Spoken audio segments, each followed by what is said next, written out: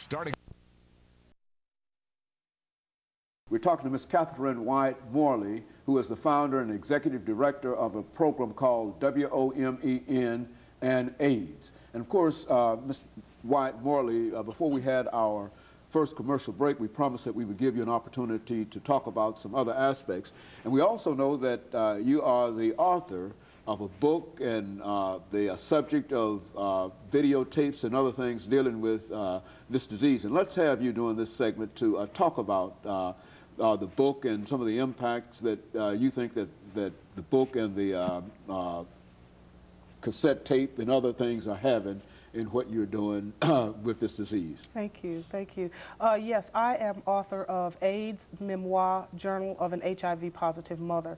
And the way the book came to be is when I was first diagnosed, I was completely devastated, totally taken aback, as I said earlier. I began to write because in my mind, the only thing that I felt that I was going to be able to leave my children, again, my youngest was 9 years old, would be writings. So I wrote what I called letters to my children, and I wrote and wrote and wrote because I wanted my children to understand my morals, because I thought that I was going to die within 6 months. I thought that I was going to be dead and leave my children motherless. So I began to write. I wanted them to understand my morals. I wanted them to understand my principles, and moreover, I felt it extremely important that they understand life inside of HIV, what exactly it is to be inside of my skin, a person living with a disease.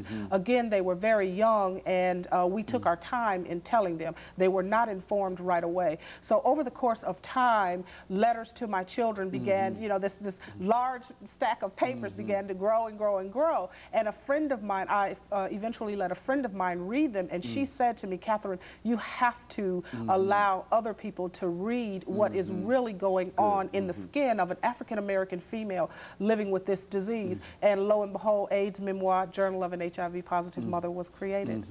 And of course, you're having quite a bit of success, we understand, with that. Yes, a wonderful book. It is all over the world. As a matter of fact, Women on Maintaining Education and Nutrition is using it as one of its major primary things that we give as outreach material in the Nashville community. We give the book to individuals because we find that when we're out on the street doing outreach, of which we do a lot of outreach, in North Nashville and East Nashville and West Nashville. But when we're out in the street doing outreach, giving out pamphlets and giving out brochures and giving out information, the book itself has just been such a valuable tool. And people are very pleased in receiving a book for free. And not only that, they get to see an African-American female who is an author and who has authored a book and is willing to give it to them at no cost to them. And so it's making a tremendous impact, and I'm very, very proud of it. You know, I think you've mentioned this whole fact of denial especially within the African-American community in reference to this disease. Why don't you talk about that in terms of the impact that this disease is having upon the life of individuals? You know, we know oftentimes that persons will be very healthy and up and around, and then all of a sudden they simply disappear, and we never know exactly what happened to them, and then we can get information in reference to the tremendous statistical information about this, and then we don't know, I mean,